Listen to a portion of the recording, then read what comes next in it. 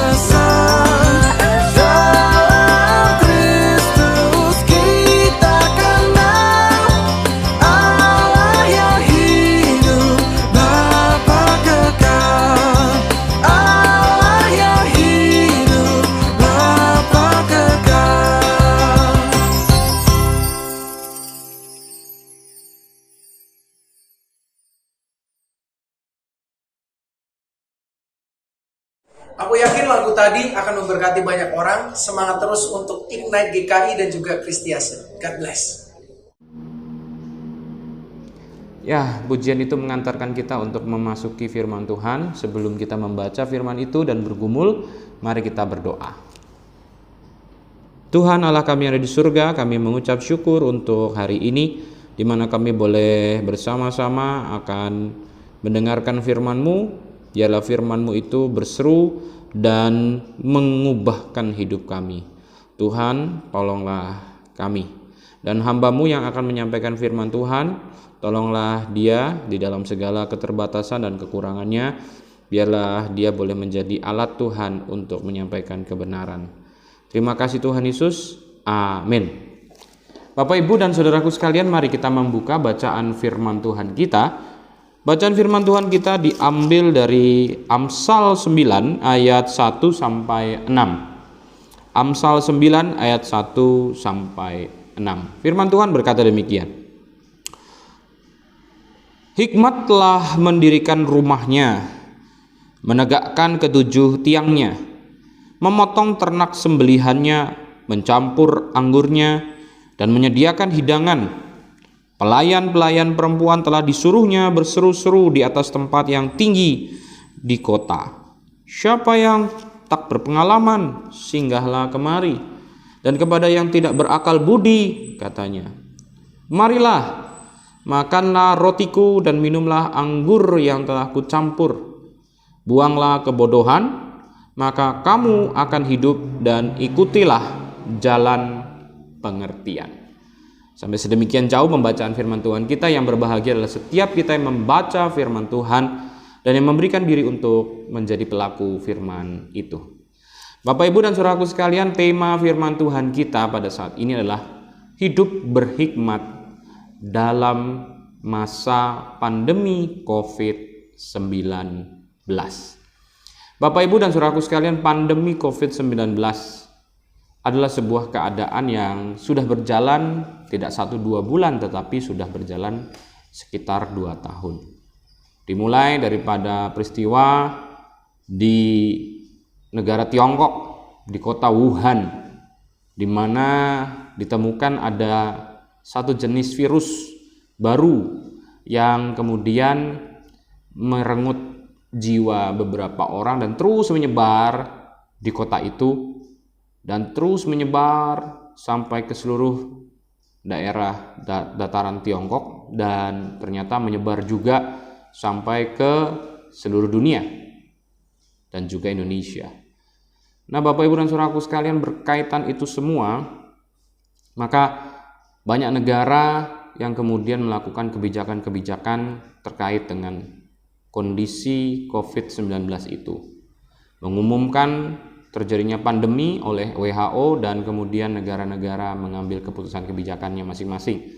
Ada yang segera melakukan vaksinasi, ada yang melakukan vaksinasi dengan hati-hati, ada yang kemudian masa bodoh, ada yang kemudian melockdown negaranya, ada yang memberikan pengetatan terbatas dan berbagai macam metode-metode dan cara-cara yang boleh dilakukan oleh negara-negara di sekitar kita dan juga kita sendiri. Di Indonesia, Bapak, Ibu, dan saudaraku sekalian, pada awalnya pandemi COVID-19 ini terjadi, maka negara kita berkata bahwa pandemi itu menjadi sesuatu hal yang bisa kita tangani asal kita sehat, makan yang cukup, maka akan kemudian kita tidak terkena, ataupun kalau terkena tidak sampai parah. Itu yang kemudian dipegang sebagai awal daripada kebijakan pemerintah.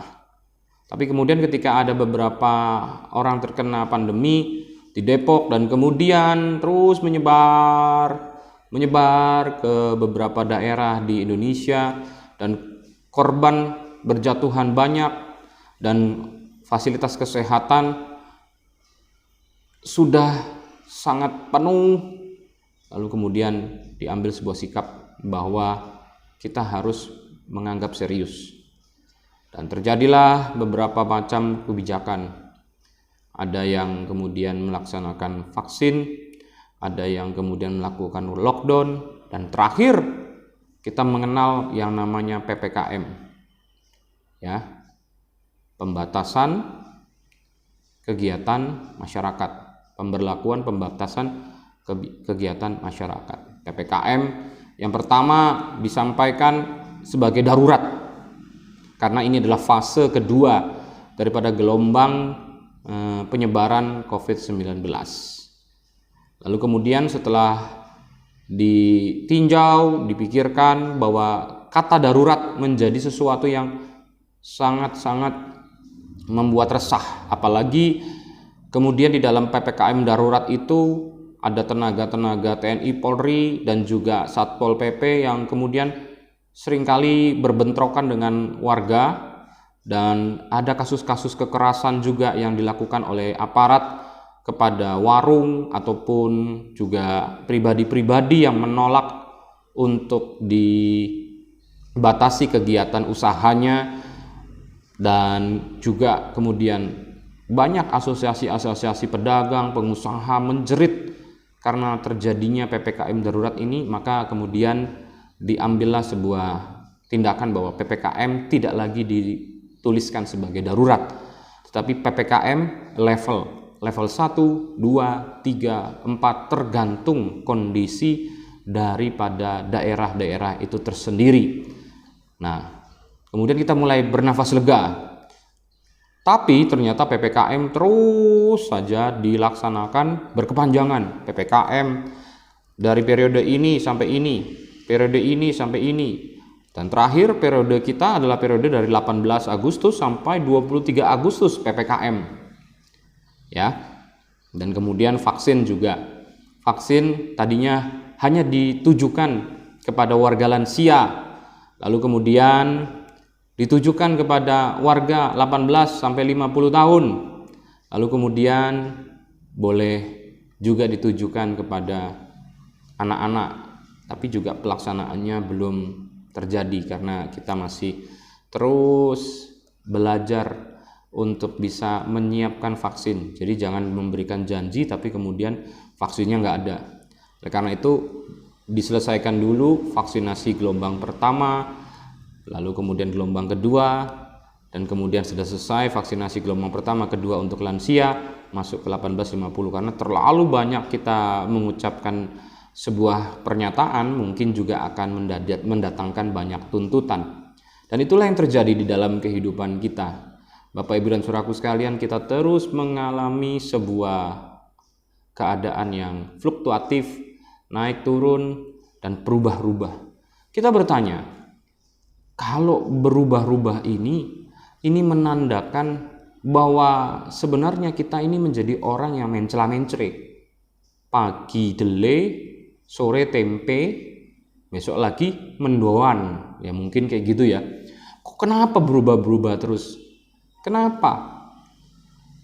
Ini membuat orang menjadi bingung, gamang melaksanakan pekerjaan, melaksanakan kegiatan, mau melaksanakan perjalanan, mau melaksanakan peribadatan, mau melakukan usaha, dan berbagai macam yang lain yang terus berubah. Maka itu mendatangkan sebuah kebimbangan tersendiri. Tapi Bapak, Ibu, dan Saudaraku sekalian, mari belajar untuk berhikmat, melihat segala keadaan yang berubah. Mari saya ajak Bapak, Ibu, dan Saudaraku sekalian belajar dari firman Tuhan kita, memahami bagaimana hidup berhikmat. Bapak, Ibu, dan Saudaraku sekalian, di dalam bacaan firman Tuhan kita membicarakan tentang adanya undangan hikmat dan adanya undangan kebodohan. Hikmat dipersonifikasi. Sebenarnya hikmat itu kan sesuatu yang ada dalam tataran ide. Tetapi kemudian diusahakan untuk begitu dekat dengan kita menggunakan model-model personifikasi. Seakan-akan dia punya tubuh, seakan-akan dia punya anggota tubuh, seakan-akan dia seperti manusia. Ya. Nah, itu. Jadi itu personifikasi ya. Nah, jadi hikmat itu adalah Allah sendiri, sang sumber hikmat. Nah, Allah itu kan sesuatu yang sebenarnya tidak memiliki tubuh seperti kita, ya. Tetapi Allah yang adalah sumber hikmat itu kemudian dibahasakan oleh Amsal seumpama tubuh. Nah, kita tahu bahwa memang Allah kemudian menjadi daging, menginkarnasi dalam Tuhan Yesus Kristus. Tuhan Yesus Kristus sendiri disebut sebagai Logos Theos, artinya Allah hikmat. Dia adalah sang hikmat, dia adalah sang firman, dia adalah ide wahamnya Tuhan. Dia adalah sumber daripada kekuatannya Tuhan, dan dialah yang kemudian menginkarnasi di dalam daging. Itu kita dapatkan di dalam pengajaran teologi daripada Yohanes. Tetapi jauh sebelum Yohanes dituliskan, Amsal ini dituliskan dengan cara mempersonifikasi Allah. Seakan-akan dia adalah pribadi yang sedang membangun sebuah rumah dan mengadakan perjamuan di rumah yang dibangunnya. Dikatakan di sini, hikmat telah mendirikan rumahnya, menegakkan ketujuh tiangnya, memotong ternak sembelihannya, mencampur anggurnya, dan menyediakan hidangannya. Nah, jadi Tuhan telah membuka dirinya, ya, mendirikan rumah itu artinya membuka dirinya, memberitahukan tentang keberadaan dirinya, dan dia yang membuka dirinya, memberitahukan keberadaan dirinya, seperti orang yang sedang mendirikan rumah dengan pilar 7 di dalam pemahaman tradisi Yahudi adalah angka sempurna. Jadi rumah itu adalah rumah yang sempurna, kokoh, tak tergoncangkan. Jadi Tuhan membuka dirinya, menyatakan keberadaannya, dan dia adalah Ia yang merupakan tempat bernaung yang kokoh, yang tidak tergoncangkan. Dan Ia memotong ternak sembelihannya, mencampur anggurnya, dan menyediakan hidangan. Dan Dia membuka kesempatan kita untuk menikmati dirinya, ya, menikmati hikmat. Jadi hikmat itu bukan hanya berada dan juga nyata, tetapi Ia membuka dirinya untuk kita boleh menikmatinya. Ya, dia seumpama hidangan yang siap untuk dinikmati oleh kita. Dia adalah rumah di mana kita siap untuk memasuki dan bernaung di dalamnya. Jadi Tuhan adalah tempat bernaung, dia adalah sesuatu yang indah, nikmat untuk dirasakan, dikecap. Dan kemudian bukan hanya dirinya saja, tetapi dia melibatkan para pelayannya untuk menyampaikan undangan untuk masuk ke dalam dirinya, menikmati dirinya, masuk ke dalam rumah dan menikmati hidangannya. Jadi seperti itulah Amsal mempersonifikasikan Tuhan, sang sumber hikmat yang nyata, ada, dan mengundang kita untuk menikmatinya. Dan dia memerintahkan para pelayan perempuannya, ya. Di sini juga para pelayan perempuan, karena memang Bapak Ibu dan Saudaraku sekalian, biasanya pelayan-pelayan adalah perempuan, tapi tidak semuanya maksudnya perempuan, tetapi karena memang gambaran gendernya. Ya, para pelayan itu bisa laki-laki, tapi gambaran pelayan itu adalah bergender perempuan. Seperti gini. Ketika kita menyebut gereja itu selalu digenderkan perempuan. Dan Tuhan digenderkan laki-laki, ya. Nah, jadi gereja itu adalah miliknya seperti mempelai perempuannya. Jadi bukan berarti yang kerja, yang boleh mengisi gereja adalah perempuan, tetapi kalau kita belajar bahasa, setiap kata itu memiliki gender. Kata gereja gendernya perempuan, kata pelayan itu juga gendernya perempuan. Sedangkan pemilik, tuan, dan Tuhan itu sendiri gendernya laki-laki. Nah, jadi di sini Amsal mau mengatakan bahwa sang hikmat, Tuhan, menyatakan dirinya, mengada, dan dia mengundang kita untuk bernaung kepadanya dan menikmati dirinya. Dan dia memerintahkan para pelayan perempuannya, baik itu nabi-nabi, baik itu rasul-rasul, baik itu para pengajar, untuk mengundang kita memasuki rumah, memasuki tempat hidangan, memasuki dirinya, menikmati Tuhan. Dan apa yang dikatakan oleh para pelayan itu, siapa yang tak berpengalaman singgah kemari, siapa yang tidak berakal budi, mari datanglah, makanlah rotiku, minumlah anggur yang telah kucampur, nikmatilah Tuhan. Bukankah itu yang menjadi pesan yang menjadi pesan umum daripada seluruh pelayan Tuhan, yang mau mengatakan Tuhan ada, nikmati kehidupan bersama Tuhan, belajarlah dari apa yang difirmankan Tuhan. Dan kemudian ayat yang ke-6, ketika kita menikmati Tuhan, buanglah kebodohan. Nah, kebodohan ini bukan berarti kita nggak berintelektual, kita nggak berlogika, ya. Maksud daripada bodoh di sini bukan soal intelektualitas atau logika saja, ya, saya mau katakan begitu ya. Bodoh bukan berarti tidak berintelektualitas atau tidak memiliki logika, tetapi bodoh di sini adalah segala sesuatu yang ada, yang sia-sia, yang membuat kita cenderung menjadi rusak, itu semuanya harus ditinggalkan menyambut yang baru, yaitu Tuhan yang siap membarui kita, sehingga kita mengalami perubahan dari yang bodoh menjadi pintar. Nah, pintar di sini dari yang sia-sia menjadi sesuatu yang memiliki kekekalan. Nah, ada sebuah proses yang terjadi ketika kita ikut Tuhan. Nah, ini yang mau disampaikan oleh Amsal. Itulah orang yang hidup untuk berhikmat. Hidup untuk berhikmat bukan berarti hanya untuk pintar, tetapi untuk mengalami sebuah progresivitas, sebuah perubahan, sebuah cara pandang yang melihat bahwa dunia ini tidak akan selamanya begini dan hidupku tidak akan selamanya begini saja. Harus ada sesuatu yang berubah, berkembang, menjadi lebih baik, menjadi lebih kekal pikiranku. Tidak hidup di dalam kesia-siaan, tidak hidup di dalam sebuah hal yang menghancurkan diriku sendiri. Itulah orang yang hidup berhikmat. Dia mengalami perubahan. Karena dia menyadari dunia dan dirinya harus berubah.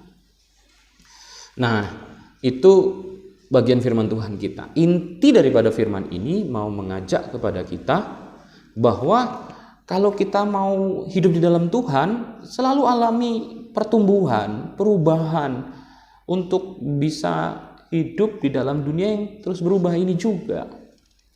Nah, itulah dia Bapak Ibu dan Saudaraku sekalian, saya mau lihatkan kepada kita bahwa hidup di dunia ini berubah.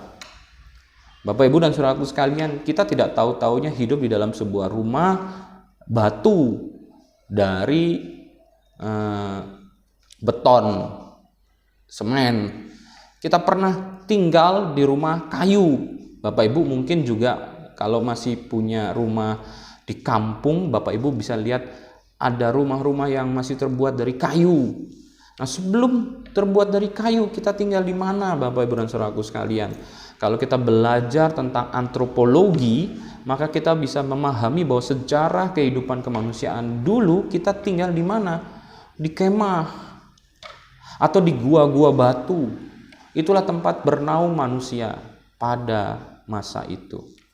Nah, tetapi Bapak Ibu dan Saudaraku sekalian, terjadi perubahan dalam kehidupan manusia. Semakin hari semakin mengerti bahwa hidup di gua ataupun di kemah, maka iklim yang terus berubah-ubah, gua dan kemah tidak dapat memberikan perlindungan yang cukup memadai. Maka dibangunlah rumah-rumah dengan fondasi ke bawah, dengan didirikan pertama-tama dengan kayu, lalu kemudian beton, dan selanjutnya. Itu membuat kita tetap bertahan sampai saat ini. Ya, artinya kalau kita mau bertahan, kita harus memahami dunia ini berubah, kita juga harus berubah. Nah, orang yang berhikmat, yang hidup di dalam Tuhan adalah orang yang mampu melihat bahwa dunia di sekitarnya berubah dan dia harus berubah. Nah, begitupun juga keadaan pandemi COVID-19 ini. Ini salah satu titik di mana Tuhan mengizinkan kepada kita untuk melihat bahwa ada sebuah keadaan dunia yang berubah.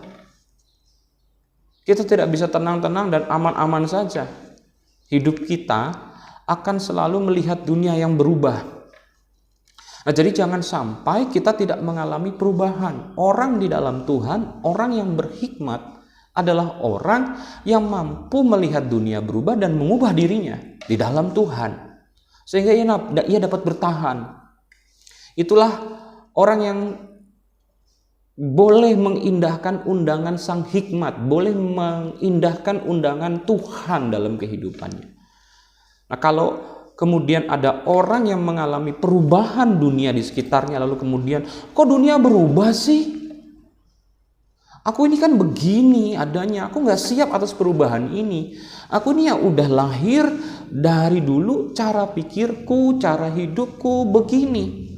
Tiba-tiba kemudian terjadi pandemi COVID-19, aku harus maskeran, aku harus di rumah, aku harus hidup seperti ini. Dan kemudian mengeluh, marah, emosi, putus asa, dan berbagai macam sifat-sifat buruk yang lain muncul, yang menandakan bahwa kita tidak mau berubah. Walaupun ia mengatakan dia adalah orang yang percaya kepada Tuhan, sesungguhnya ia tidak hidup di dalam Tuhan itu. Dia tidak hidup untuk berhikmat. Sebab kenapa? Orang yang hidup di dalam Tuhan adalah orang yang berhikmat, orang yang belajar memahami bahwa segala sesuatu itu akan berubah. Di dalam Tuhan aku harus melakukan perubahan.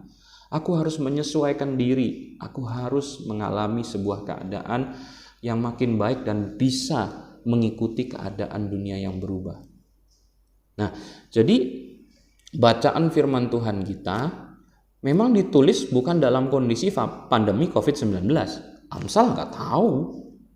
Penulis Amsal nggak tahu pandemi COVID-19. Ini ditulis ribuan tahun yang lalu di mana COVID-19 belum ditemukan. Betul.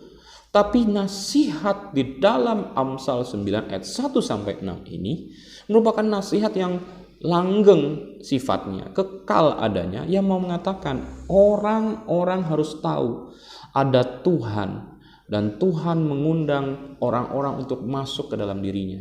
Setiap orang yang hidup di dalam Tuhan adalah orang yang berhikmat, orang yang meninggalkan kebodohan dan semakin mempelajari kehidupan di dalam Tuhan dan dia berubah. Kalau nggak mau berubah, itu berarti orang yang nggak berhikmat, orang yang bodoh, yang hanya hidup untuk kebiasaan, tabiat, dan cara pikirnya sendiri yang harusnya dibuangnya. Nah, jadi itu yang mau diajak dari firman ini. Jadi kalau firman ini diterapkan dalam kehidupan nyata kita, hidup berhikmat dalam masa pandemi COVID-19, betul Bapak Ibu, bahwa memang kondisi ini terus berubah. Ya, kebijakan pemerintah juga berubah. Kita ngomong apa? Pemerintah pelin-pelan. Enggak, pemerintah bukan pelin-pelan. Tetapi bagaimana kemudian mereka belajar untuk memahami kebijakan ini kurang tepat, diperbaiki lagi. Kebijakan ini yang kurang tepat, diperbaiki lagi. Kita ngikutin. Dan kemudian kita ngelihat bahwa kalau gitu berubah-ubah, ini pelin-pelan, mencela-mencela. Enggak. Tapi itu orang yang sedang berproses untuk belajar, berhikmat di dalam Tuhan. Jadi kita mensyukuri Bapak Ibu dan Saudaraku sekalian. Kebijakan ini berubah, terus berubah untuk lebih baik. Ya kita ngikutin. Nah, kita sendiri, apa yang harus terus terjadi dalam diri kita dalam masa COVID-19? Usaha kita berubah. Kadang suruh tutup, kadang suruh buka, kadang boleh leluasa. Nah, jadi kita mau belajar di sini. Kita kan tetap dagang. Kita harus jualan. Barang punya kita harus tetap ada yang menjadi konsumen atas barang kita. Nah, kita belajar. Kalau gitu, kalau cuman ngandelin buka tutup toko, repot juga nih. Kalau begitu pemasarannya yang harus kita lakukan apa? Pemasaran yang berubah. Dunia ini sudah main dalam dunia digital. Bagaimana kemudian kita boleh menjadi tuan atas dunia digital, bukan menghamba atas dunia digital. Kita pelajari dunia digital. Kita coba menjalankannya. Nah, lalu kemudian kita turun naik dalam kita belajar, ya tentu saja sesuatu hal yang memang harus menjadi resiko kita. Namanya orang belajar, ya kita memperoleh pengalaman, ya kita memang harus merasakan itu semua. Lalu kemudian dalam peribadatan, Saya juga belajar Bapak Ibu dan Saudaraku sekalian, gimana caranya menjadi pendeta di era yang berubah ini.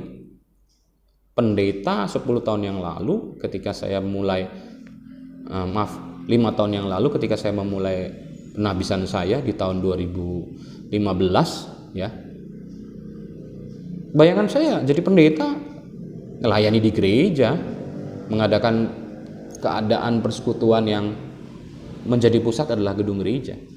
Maka oleh karena itulah kemudian gereja ini dibangun dengan lebih luas, lebih mumpuni, karena pada waktu itu pemikiran saya sebagai seorang pendeta adalah bagaimana bisa menjadikan orang-orang nyaman di dalam rumah Tuhan yang kemudian dipakai untuk sebuah kegiatan yang membangun kehidupan bersama dan pribadi. Tapi kemudian dunia berubah. Saya belajar untuk mempelajari dunia digital. Bagaimana kemudian kita hari-hari biasa-biasa bercakap-cakap dengan manusia. Sekarang saya bercakap-cakap dengan HP. Bapak Ibu, tahu nggak waktu saya mimpin PA ini, saya itu tidak ada manusia di depannya. Yang saya hadapi adalah HP saya. Ya, HP saya sendiri.